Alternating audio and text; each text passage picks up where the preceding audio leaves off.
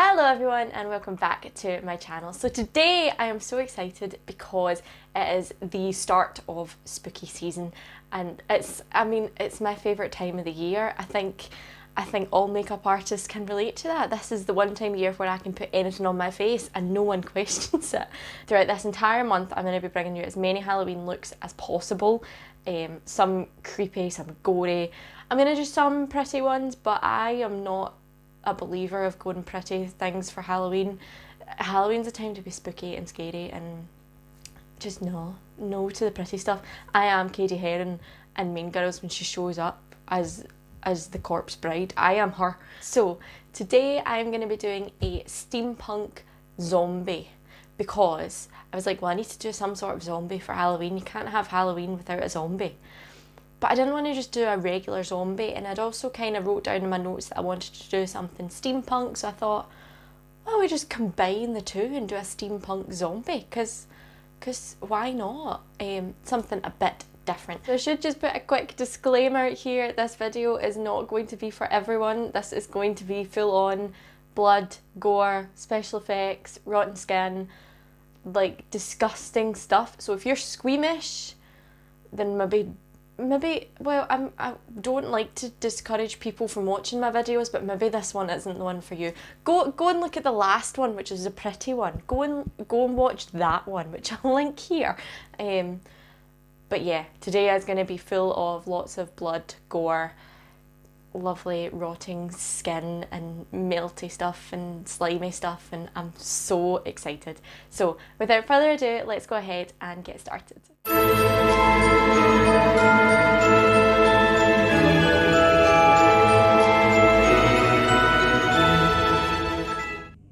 So to start this makeup off, what I did was draw out some guidelines. So these are for the areas of the face that I want to look more decayed and hollowed out, like they're missing the outer layer of flesh. So I'm just using a brown eyeliner pencil and just creating these jagged shapes. I created two larger ones and then a few wee small ones here and there. There's no real rhyme or reason though, you can pretty much get away with anything. The less perfect you make these, the better, and they're just a guide anyway, so if you don't like what you've drawn, then you can just take them away and start all over again. This is just a guideline for where we're going to go with this. So I'm now starting to go in with the Supracolour palette from Kryolan, and I'm taking the lightest shade, which is like an ivory shade, on an orange stipple sponge, and I'm just applying this all over the face. So I'm using a stipple sponge because it creates a more textured appearance on the skin. I don't want this to be like a flat colour because I don't think zombies would be a flat colour. Your skin naturally has loads of different pigments in it, so we're kind of replicating that but in a more rotted kind of appearance. So I'm now going in with a mustard yellow and just doing the same thing. I kind of just haphazardly applied it. Again, there's no real rhyme or reason. You just want your skin to look disgusting. The more disgusting, the better. And I'm now going in with a dark green.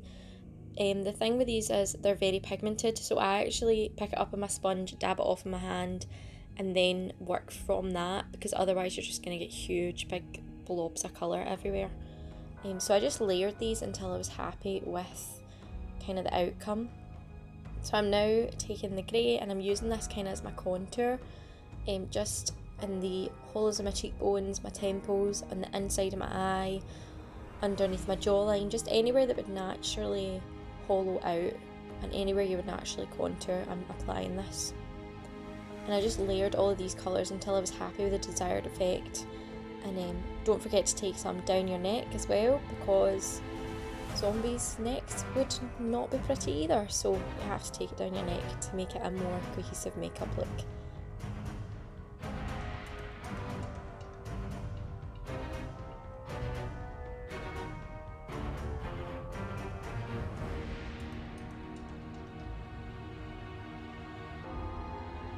And again, now I'm just going in with a burgundy and just doing the exact same thing.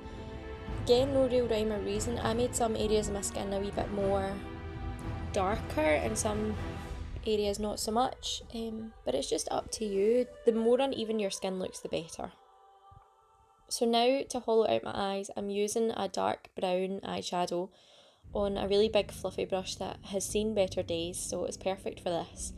And I'm just applying this all the way around my eye socket. You can actually kind of feel where your eye socket is with the bone structure underneath your face. So I just use your natural anatomy, and I really made sure to take that on the inside of the eye and underneath the brow, because that's where you kind of get that most sunken look. And now I'm taking that burgundy and stippling it kind of on the outside and creating some expression lines with it as well, blending it out with my finger. And I use art brushes for this because the Supracolours, once you get them on a brush, it's kind of impossible to get them out. It's not impossible, well, but they're never really the same. So I always use an art brush when I'm doing makeup looks like this because they're cheap and I can buy them and not be spending a fortune on them. So I just made my eyes look really sunken and irritated using some reds and some browns and some blacks. And I also applied this around my nose to make it look quite irritated.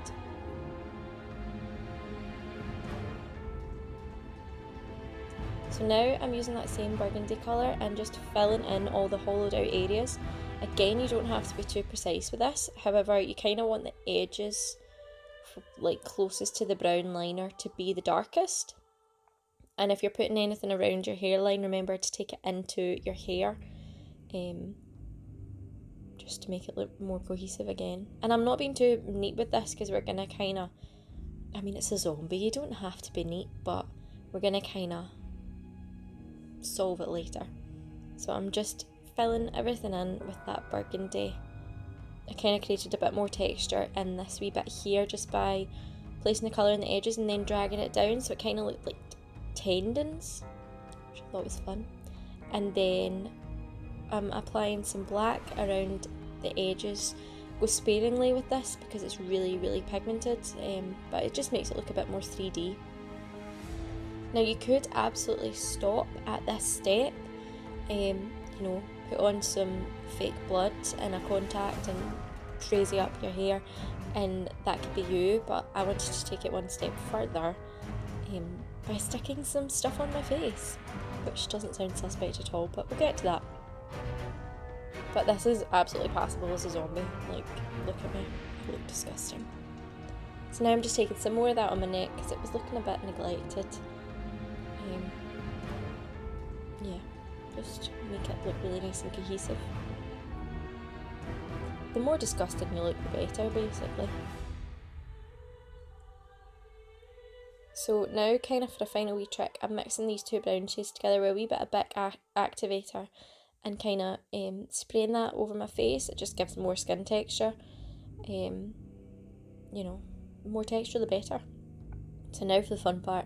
This is Gelafix. So this is a solid kind of gelatin substance that you melt in the microwave, and it produces this liquid. So super careful when you're using this because when you warm gelatin up it does get very hot. So you need to test it on the back of your hand before applying it to your face just to make sure it's not going to burn you, because I've done that before, it's not fun. And then I'm just applying this around the edges of where all those hollowed out areas are. Now this does get everywhere, so I would suggest wearing some clothes that you don't care about, or actually if you know you were to wear this out for Halloween, you could do your makeup in your costume and then that way it kind of adds to your costume, because I had like bits of gelatin all over my t-shirt that you could easily just colour up and say that your skin had fallen off onto your shirt or something. It's a lovely thought, I know, but top tip, use makeup in your costume. So I'm just applying that all over, and then I'm using that wooden lollipop stick to just stipple some texture into it. Just make it as disgusting as possible, really. And I went really, really heavy with the Gelafix because it's just so cool. So now I'm just powdering it once it's kind of set, and I've also applied some Pros-Aide into the hollowed out parts of my face. So Pros-Aide is a contact glue, so you need to put it on your face and what you're going to stick on, wait for it to dry, and then once both surfaces are clear then you can stick them on. So I'm now applying some of these wee metal cogs which I got on Amazon, I just thought they were really fun looking and they'd be fun to stick on my face. So yeah, I just applied these, kind of played about with the different colours and the different shapes and textures. I think there was like 100 of them or something. They all came in varying shapes, sizes, like materials. So just play about, and I tried to fit as many as possible into the 1 wee area. And just really make sure that you press these down. They actually stuck a lot better than what I was expecting. You could try and use lash glue for this, obviously, if you don't have Pros-Aide, but Pros-Aide is a very strong glue, so that's probably why it helped. And like these weren't budging anywhere, so I don't know if lash glue would have the same effect because they were quite heavy, but you could try it if anyone's ever going to do this makeup. So I'm just applying these into the 2 larger areas that I have carved out in my face. You can kind of see it starting to take a wee bit more shape now. So then, for another wee added touch, I thought it'd be fun to have some chains kind of dripping from my face, because why not?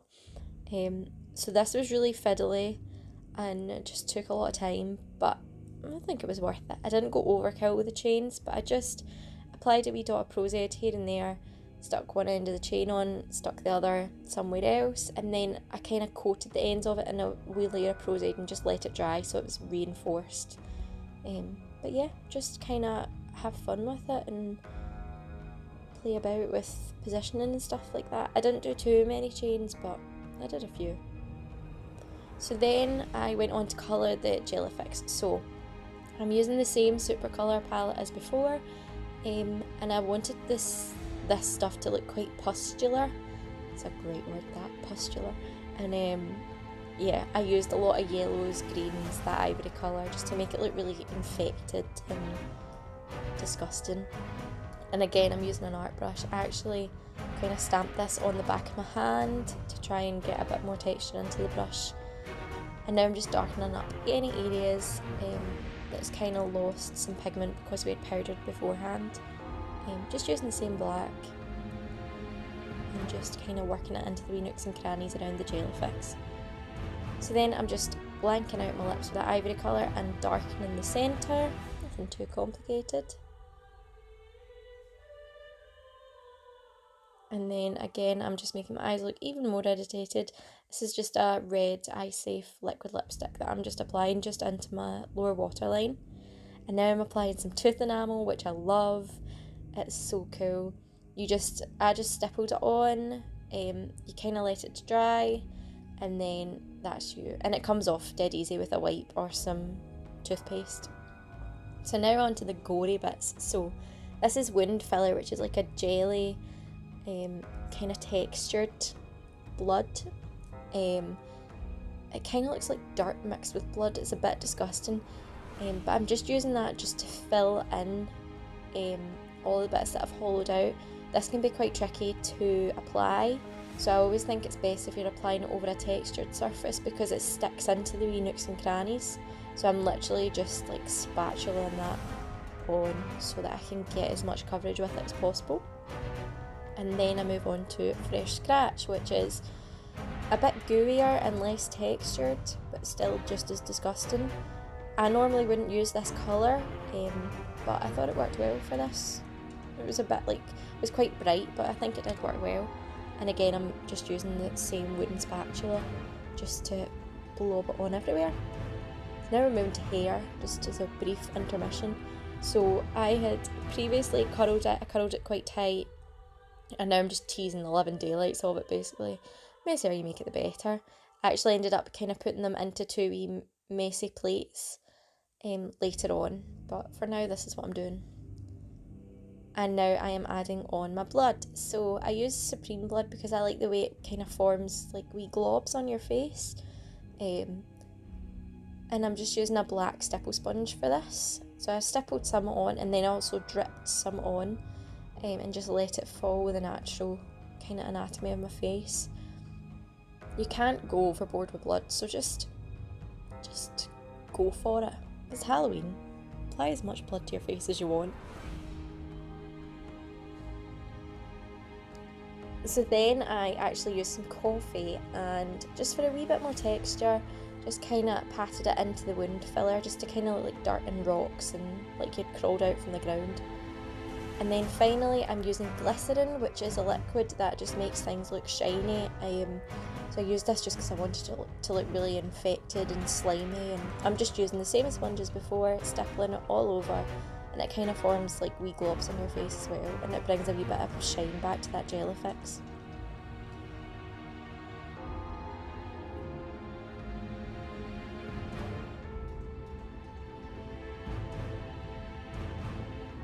And to finish off your look, all you need is a steampunk hat, and that's you completed this steampunk zombie look.